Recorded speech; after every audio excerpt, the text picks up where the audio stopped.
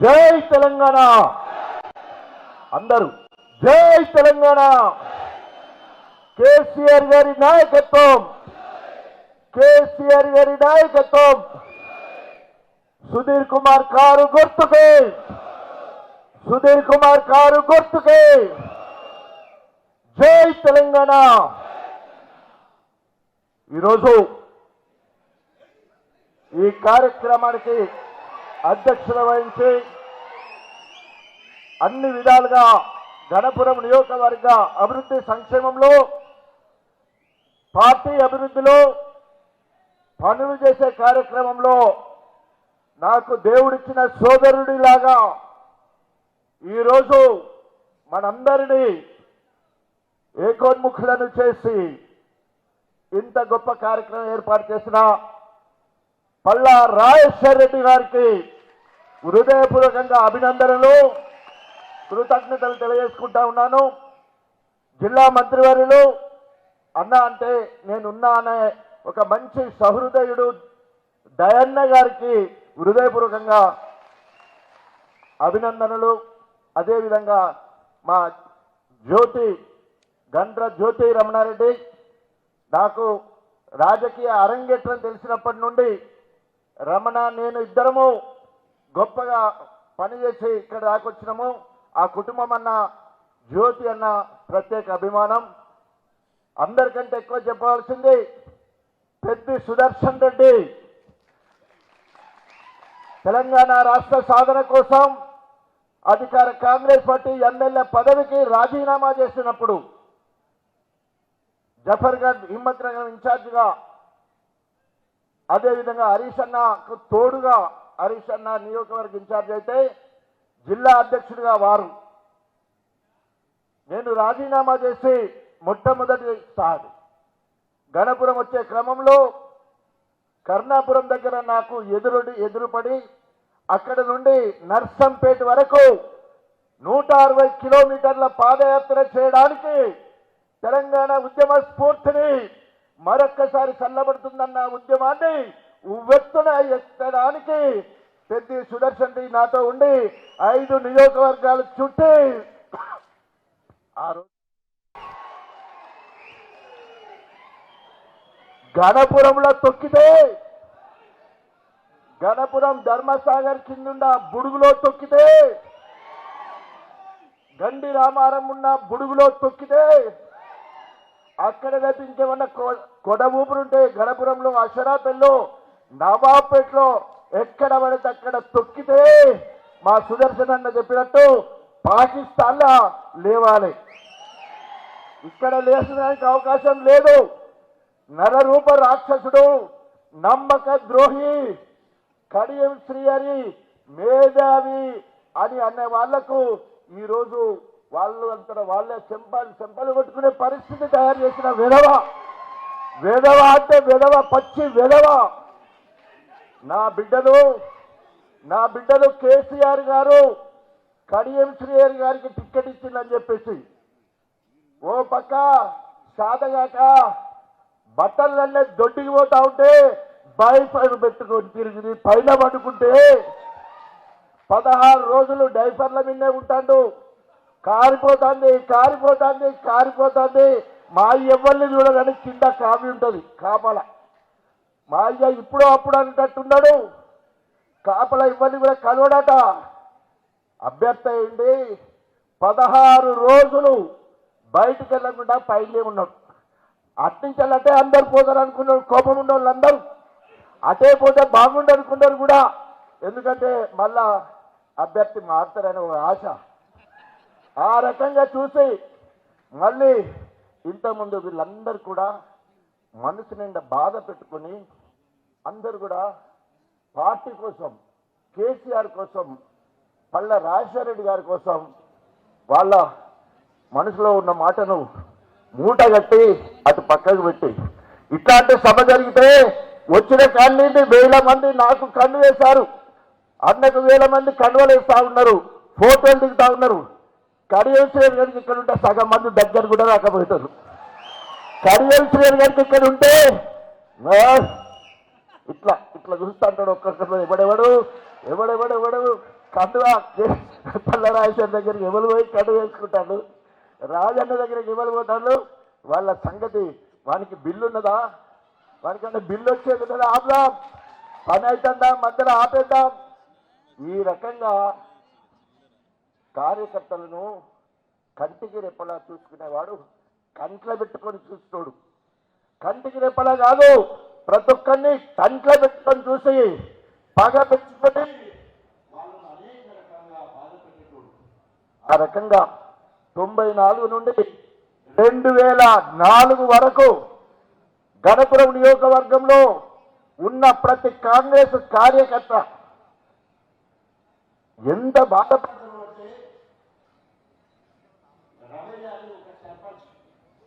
జన్మభూమికి సహకరించకపోతే జఫర్గఢ్ గుట్టలకు తీసుకుపోయి విపరీతంగా కొట్టి, ఇప్పటికి కూడా ఇట్లా నడుతున్న నా తమ్ముడు రవయ్య నాకు ప్రాణం, విపరీతంగా కొట్టి ఎన్కౌంటర్ చేస్తావు బిడ్డ అని చెప్పేసి బెదిరించి అదిరించి అనేక చిత్రహింసలు పెట్టి గణపురం నియోజకవర్గంలో ఎన్కౌంటర్లు జరిగినాయి అంటే అని పుణ్యం కడియొస్తుంది. ఆ పాపం తలుగుతుంది, తప్పకుండా పాపం తలుగుతుంది. నాలాంటి అమాయకుని పట్టుకొని అనేక అక్రమ కేసులు పెట్టించి నీతి నీతి నీతి అని మాట్లాడతాడు. ఆయన అవినీతికి సామ్రాట్, ఒక తిమింగలం. ఆయన చేపలన్నింటిలో పెద్దది తిమింగలం. అక్కడిక్కడ ఎవరైనా ఉంటే ఉచ్చల చేపలు పట్టే చిన్న గురించి మాట్లాడతాడు. ఉచ్చలో చేపలు పట్టే చిన్న పరికల గురించి, చిన్న వాడి గురించి మాట్లాడతాడు. అది తిమింగలం. ఈయన మీద ఒక పుస్తకం రాసిళ్ళు, కల్నాయక్ 99లో పుస్తకం రావడం జరిగింది. ఈయన అవినీతి మీద. దయచేసి ప్రెస్ మిత్రులు నీతి నీతి నియమని చెప్పేసి అనేక సందర్భాల్లో ఆయన మాట్లాడుతుంటే మా వాళ్ళందరూ కూడా ఈయన మన పట్లే ఉన్నాడు, మనం వాడిని నీతి పరడలు పోతే ఎట్లా మా వాళ్ళు కూడా మాట్లాడేది అప్పుడప్పుడు. నీతి నీతి నీతి అంటే ఆయన టీడీపీ నుంచి వెళ్ళి 94లో ఎమ్మెల్యే గెలిచినప్పుడు ఆయన ఇల్లు టీచర్స్ కాల్లో గచ్చు నేల, కిటికీలకు గోడ సంచులు.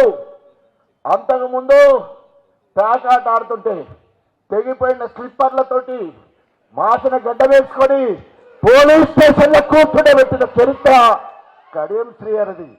పేకాట ఆడుతుంటే దొరికిన చరిత్ర. ఇల్లు లేదు కరెక్ట్గా.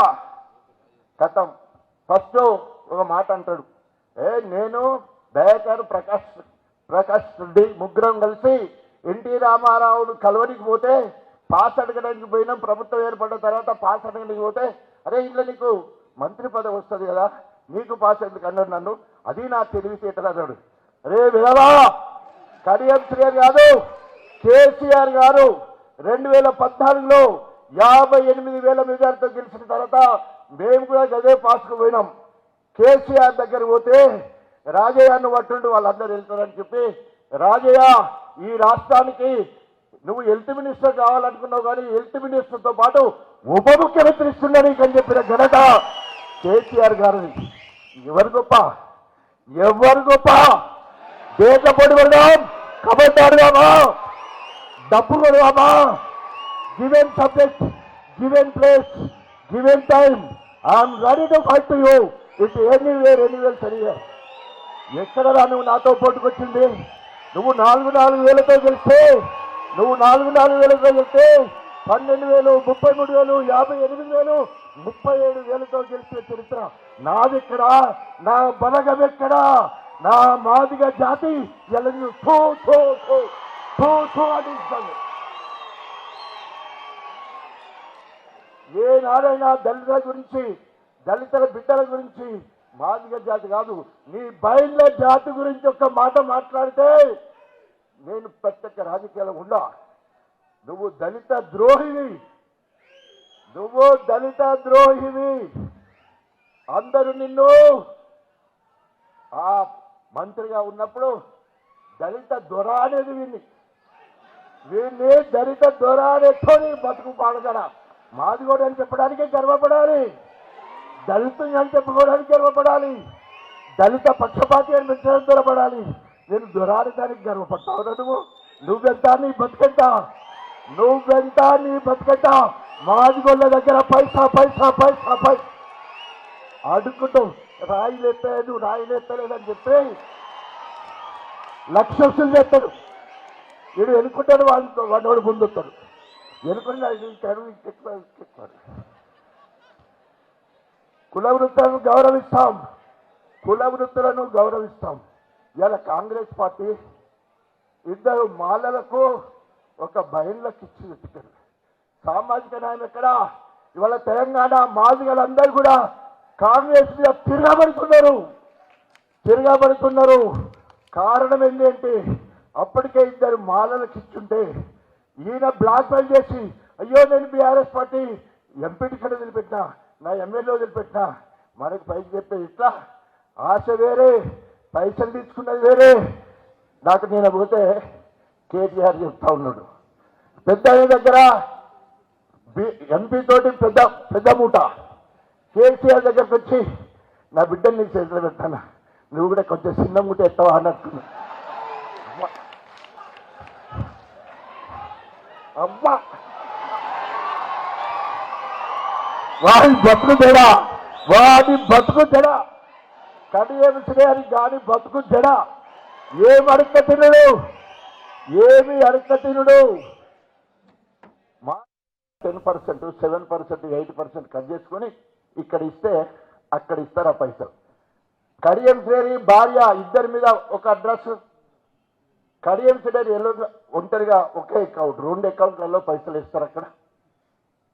అక్కడ బినామీ అడ్రస్ మీద వాళ్ళక్కడ భూములు కొనిపెట్టే కార్యక్రమం. ఇది సోషల్ ఫేర్ మినిస్టర్గా ఉన్నప్పుడు. సోషల్ ఫేర్ మినిస్టర్ అయిపోయిన ఇంకేంటిది ఎడ్యుకేషన్, విద్యాశాఖ, ప్రాథమిక విద్యలే.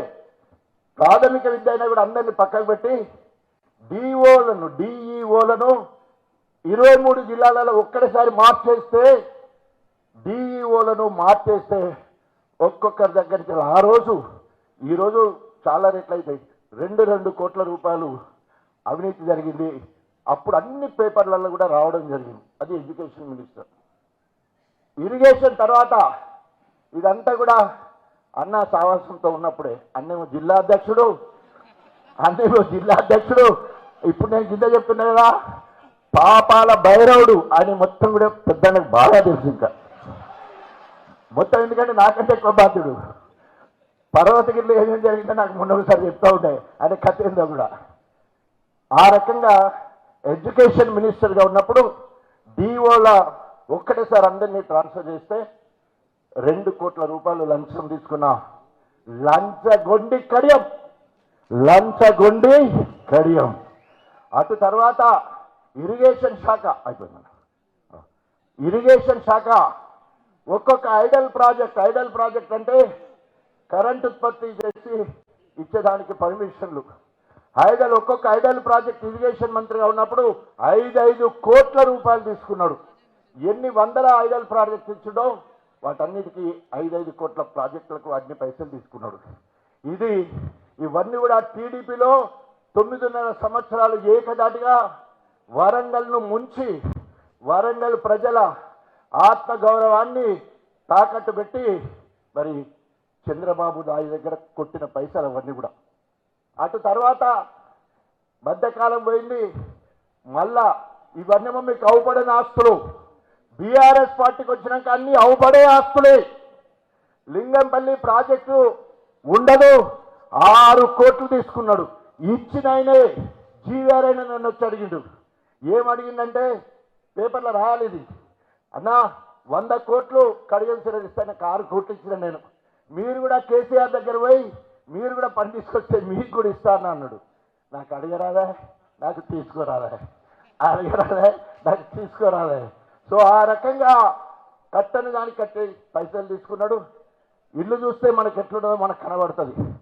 దేవునూరు పోతే మా దేవేందర్ చెప్తాడు, ఎన్ని ఎకరాల భూమి ఉన్నదో దేవేందర్ చెప్తాడు.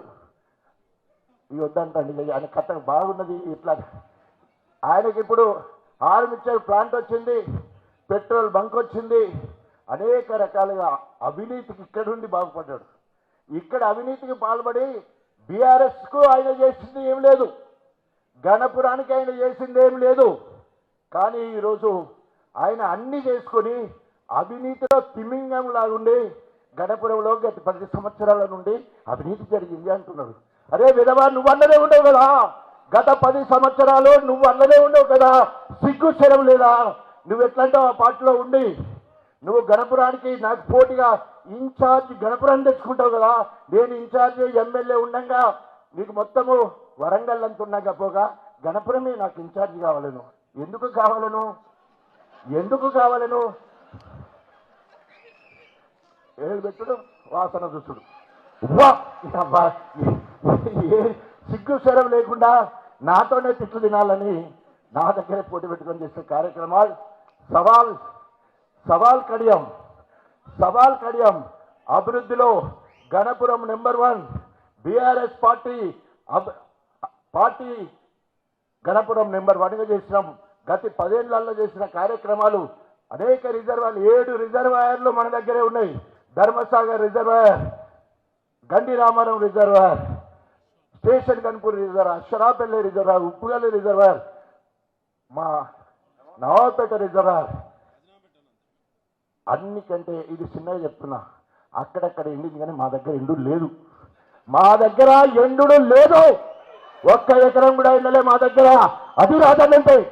అది రాజనంటే కేసీఆర్ గారి ఆశీస్సులతో, పల్ల రాజశేఖర గారి నాయకత్వంలో అక్కడో ఇక్కడో నీళ్ళు అందుతలేవంటే మళ్ళా 130 కోట్లు తీసుకొచ్చి మళ్ళీ పనులు జరిపిస్తున్నాం. ఎట్లనే ఉద్దేశం నీకు అభివృద్ధి లేదని? కళ్ళ ముందు పచ్చని పంటలు కనపడుతుంటే, బళ్ళు కనిపిస్తుంటే, గుళ్ళు కనిపిస్తూ ఉంటే, ఇంత గొప్పగా పాలన జరుగుతూ ఉంటే, ఇంత మంచి పార్టీ ఉంటే సిగ్గుశరం ఉండొద్దు? పోయేదానికి సిగ్గుశరం ఉండొద్దు? ఇంకా చాలా, ఇది ఒక ఘట్టమే.